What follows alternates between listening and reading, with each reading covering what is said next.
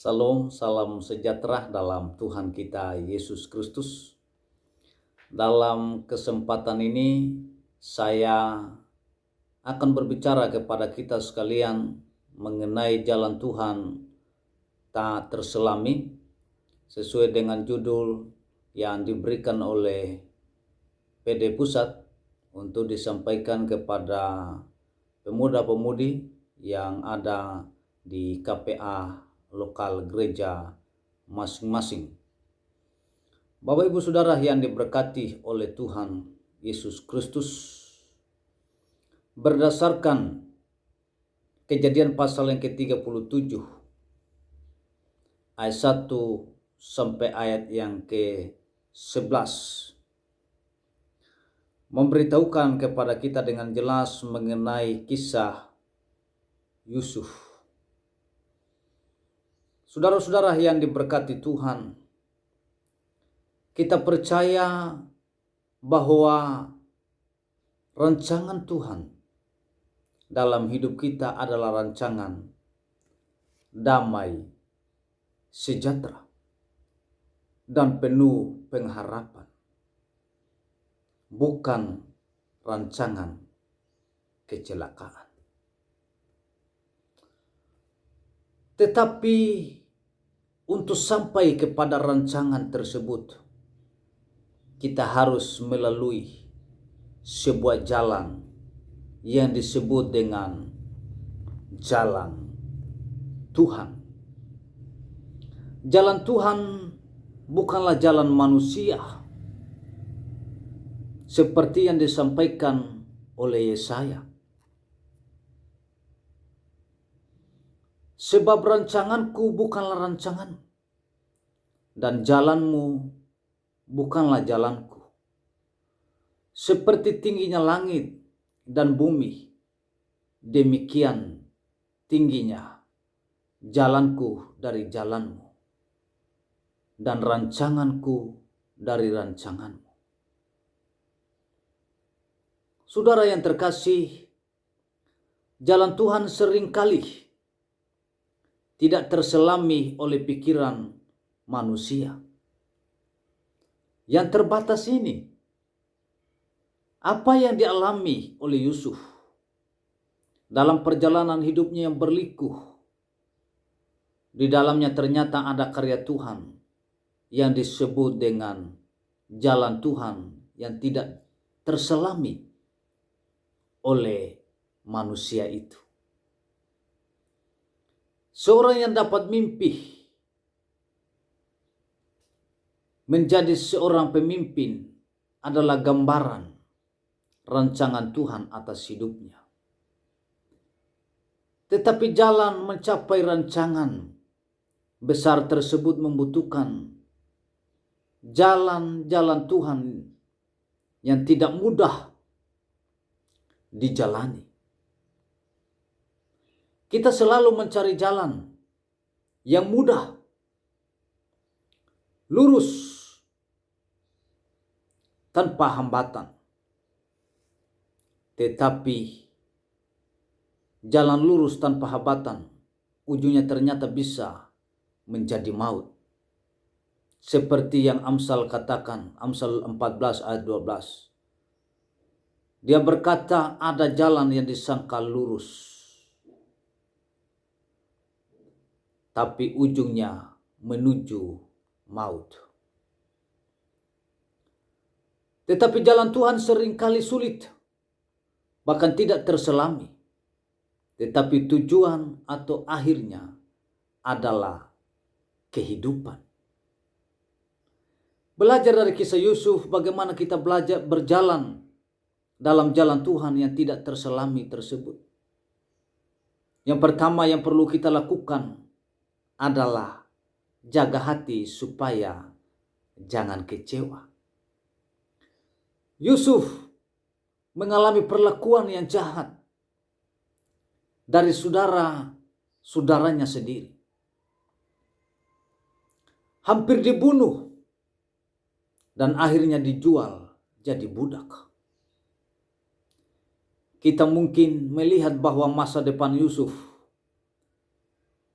mimpi-mimpinya akan hilang. Karena menjadi seorang budak pada zaman dahulu pasti tidak punya masa depan yang baik. Tetapi dalam menjalani hari-harinya, Yusuf tetap menjaga hatinya dengan baik. Dia tidak membiarkan kekecewaan,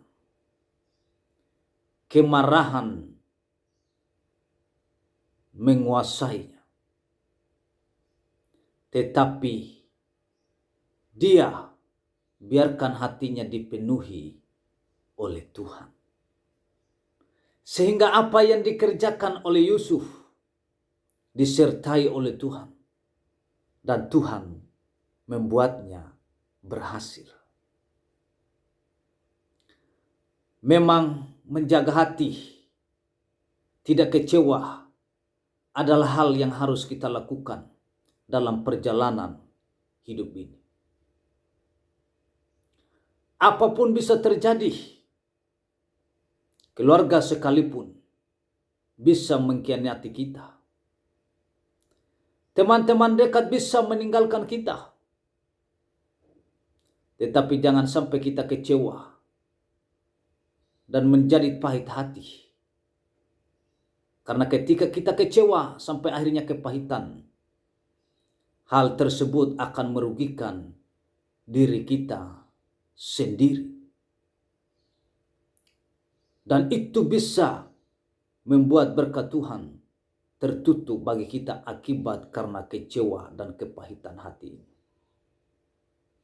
Karena itu jangan membiarkan kepahitan menguasai hati kita. Jangan pernah kecewa. Kalau kita sakit hati, ibaratnya sama seperti kita minum racun dan pengen orang lain yang meninggal. Saudara-saudara yang diberkati Tuhan, yang meninggal bukan orang yang menyakiti kita. Yang meninggal adalah kita karena kita yang meminum racun itu. Karena itu jangan membiarkan sakit hati menguasai hati kita sekalian. Dari pelajaran Yusuf, kita belajar hal yang jahat bisa dirancangkan manusia. Tetapi Tuhan justru mengizinkannya karena di dalamnya ada jalan Tuhan yang tidak terselami oleh Yusuf yang membawa dia menjadi pemimpin di Mesir. Tugas kita adalah jaga hati. Jangan kecewa dengan keadaan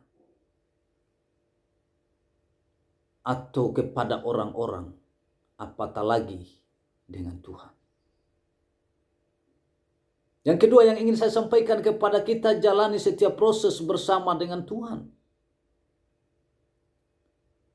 Yusuf menjalani proses demi proses yang tidak mudah, yang tidak gampang. Dijual jadi budak sampai akhirnya dia dapat pekerjaan di rumah Potifar, seorang pegawai istana Firaun. Dia bekerja dengan baik, penuh tanggung jawab, dan akhirnya dia menjadi orang kepercayaan Potifar. Saudara yang terkasih, baru saja keadaan membaik, tiba-tiba berubah karena dia memilih menjaga hidup, takut akan Tuhan, dan menolak ajakan istri Potifar untuk berzina. Akibatnya Yusuf difitnah dan harus masuk dalam penjara. Apa yang terjadi di penjara? Yusuf ternyata justru dapat kepercayaan dari kepala penjara. Karena Yusuf disertai Tuhan. Dan lewat penjara inilah kita tahu bahwa dia dikenalkan oleh juru minuman kepada Raja Firaun. Saudara yang terkasih, hidup yang kita jalani tidak selalu mudah. Tidak selalu lurus. Seiring sekali keadaan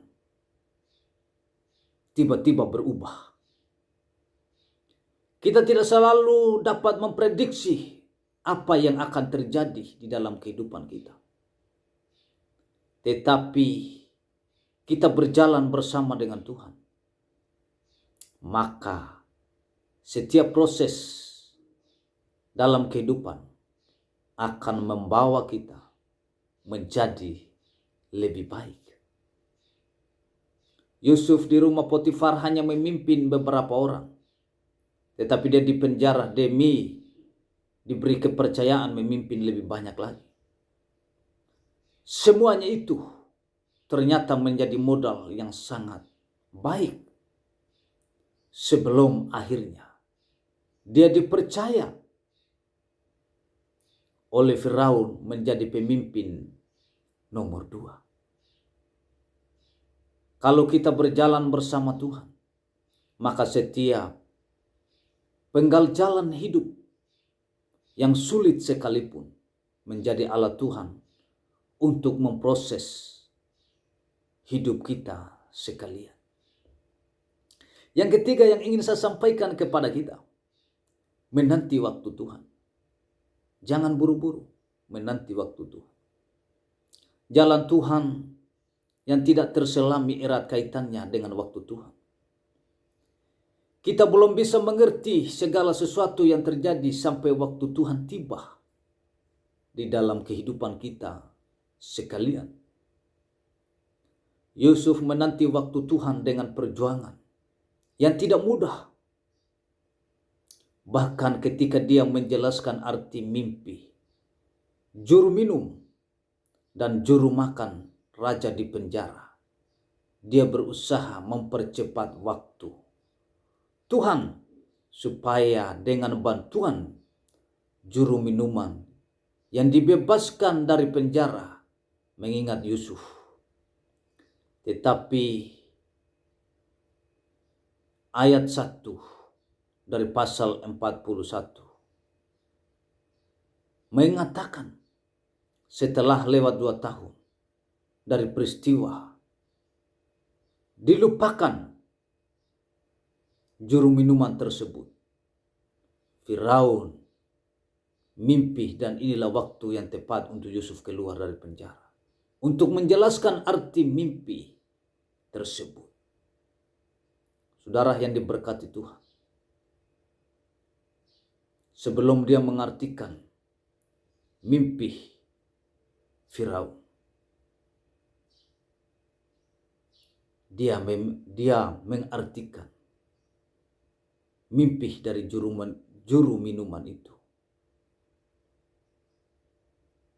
Tetapi setelah juru minuman ini dibebaskan, dia tidak mengingat lagi akan Yusuf. Tetapi ketika Firaun mimpi, baru mereka mulai ingat akan Yusuf. Coba kalau 2 tahun lalu Yusuf sudah keluar karena pertolongan juru minum, bisa saja ketika Firaun memimpi, Yusuf sudah tidak tahu di mana lagi.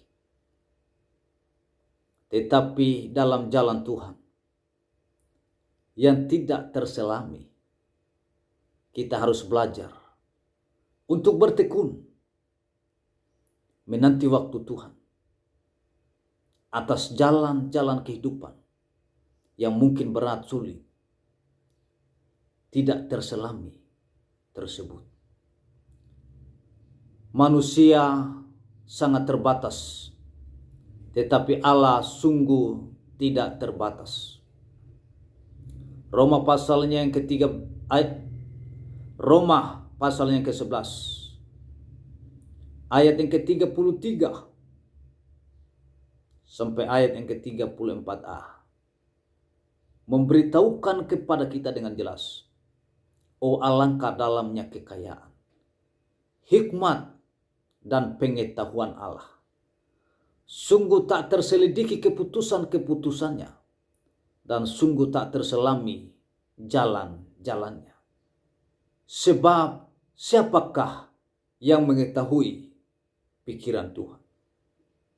Kebenaran inilah yang harus